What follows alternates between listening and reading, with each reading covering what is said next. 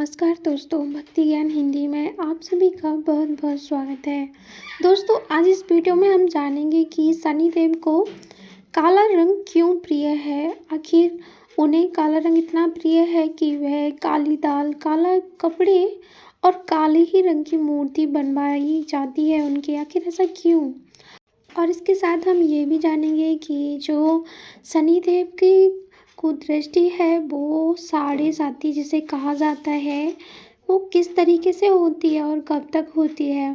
तो चलिए वीडियो शुरू करते हैं। शनि देवता न्यायप्रिय देवता हैं। शनि को कर्मफल कहा जाता है, दंडाधिकारी भी कहा जाता है। कहते हैं अगर किसी व्यक्ति से शनि जी प्रसन्न हो जाए तो वे व्यक्ति को रंग से राजा बना देते हैं। ऐसे में शनि देव की कृपा पाने के लिए शनिवार को उनको काले रंग की वस्तुएं भेंट की जाती हैं। शनि देव को क्यों पसंद है काला रंग? तो पौराणिक कथाओं के अनुसार सूर्य देव का विवाह दक्ष प्रजापति की पुत्री संध्या से हुआ था, जिनसे उन्हें मनु और यमराज 2 बच्चे हुए थे। इसके बाद संध्या सूर्य देव का तेज सहन नहीं कर पाती थी। वह बहुत परेशान हो जाती है और इसलिए वो अपनी छाया को बुलाती है जो हूबहू संध्या की तरह ही दिखती थी। संध्या उसे छाया नाम देती है और उसे सूर्य देव के घर छोड़कर अपने पिता के घर चली जाती हैं। लेकिन सूर्यदेव इस बात से अनजान थे। उन्हें नहीं पता था कि जो स्त्री उनके साथ रह रही है वो संध्या नहीं है बल्कि उनकी छाया ही है। तभी कुछ दिनों बाद ही संध्या सूर्यदेव से गर्भवती हो जाती है और सूर्यदेव को इस बात का पता नहीं था। जिस समय छाया गर्भवती थी उस समय वह भगवान शिव की कठोर तपस्या में लीन होती है, तो वह खुद का ठीक से ख्याल नहीं रख पाती, जिस वजह से शनिदेव काले और कुपोषित पैदा होते हैं। लेकिन जब शनिदेव का जन्म होता है तो शनिदेव का रंग देखने के बाद सूर्यदेव शनि को अपना पुत्र मानने से इनकार कर देते हैं। शनिदेव को यह बात बहुत बुरी लगती है। हालांकि माँ के गर्भ में ही शनिदेव को भगवान शिव की शक्तियाँ प्राप्त हो चुकी थी।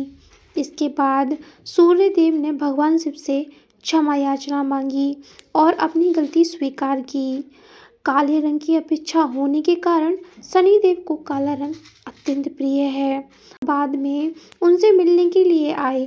जब सूर्य शनि के पास पहुँचे तो शनि ने उनका स्वागत काले तिल से किया। इसके बाद सूर्य शनि से बहुत प्रसन्न हुए थे, इसलिए भी शनिदेव को काले तिल अति प्रिय हैं।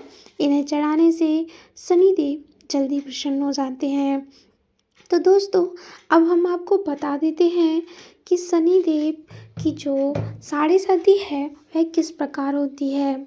तो जो साढ़े साती होती है वो 2.5 पार्टों में बटी हुई है, जैसे कि 2.5 7.5 होते हैं। साढ़े साती मतलब जब शनिदेव किसी राशि में जाते हैं तो 7.5 साल तक रहते हैं और ये 3 पार्टों में डिवाइड होता है जो कि 2.5 होता है, जिसे ढैया भी कहा जाता है।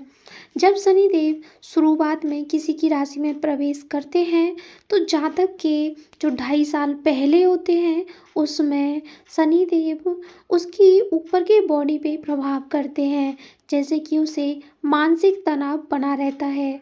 उसके साथ ऐसी परेशानियां होती हैं जिससे वह मानसिक तौर पे बहुत ज़्यादा परेशान रहता है।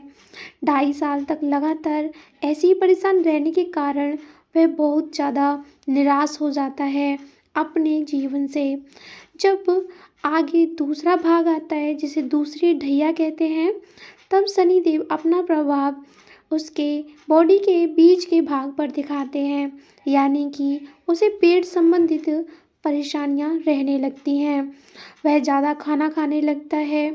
शनिदेव की कृपा से उसे खाना तो बहुत स्वादिष्ट और अच्छा मिलता रहता है, लेकिन इसकी वजह यह होती है कि वह उसे परेशान करना चाहते हैं, यानी कि उसे पेट से संबंधित बीमारियां होने लगती हैं और जब पेट खराब होता है तो शरीर में अनेकों बीमारियों का वास हो जाता है।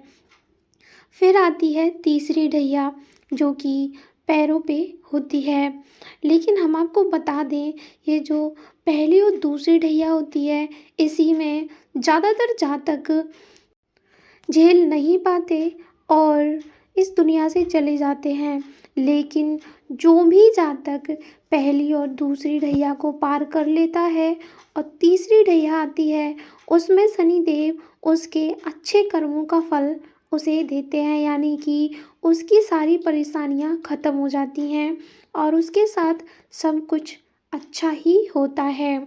तीसरी ढैया में सब कुछ अच्छा होता है, लेकिन पहली और दूसरी ढैया को अगर कोई झेल जाता है तभी उसे ये तीसरी ढैया में अच्छा देखने को मिलता है। नहीं तो देखा गया है ज़्यादातर जो भी शनिदेव की पहली और दूसरी ढैया होती है जिन पे उनकी कुदृष्टि होती है वो सरवाइव नहीं कर पाते हैं। हम आपको बताते चलें, अगर कोई जातक पहली ढैया में ही मर जाता है, वो दूसरी ढैया सरवाइव नहीं कर पाता है, तो कहा जाता है धार्मिक पुस्तकों में ये लिखा है कि उसे अगले जन्म में वह सरवाइव करना होता है। यानी कि आपको तीनों ढैया पार करनी ही होंगी।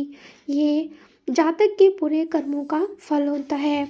उम्मीद है कि आपको सब समझ आ गया होगा। वीडियो में दी गई जानकारी आपको कैसी लगी है कमेंट करके ज़रूर बताइएगा। अगर आप किसी बारे में जानकारी चाहते हैं तो प्लीज़ कमेंट बॉक्स में ज़रूर बताइएगा। एंड ऐसी ही वीडियो का नोटिफिकेशन पाने के लिए चैनल को सब्सक्राइब ज़रूर करिएगा। तो फिर मिलते हैं अगली वीडियो में, तब तक के लिए आज्ञा दें।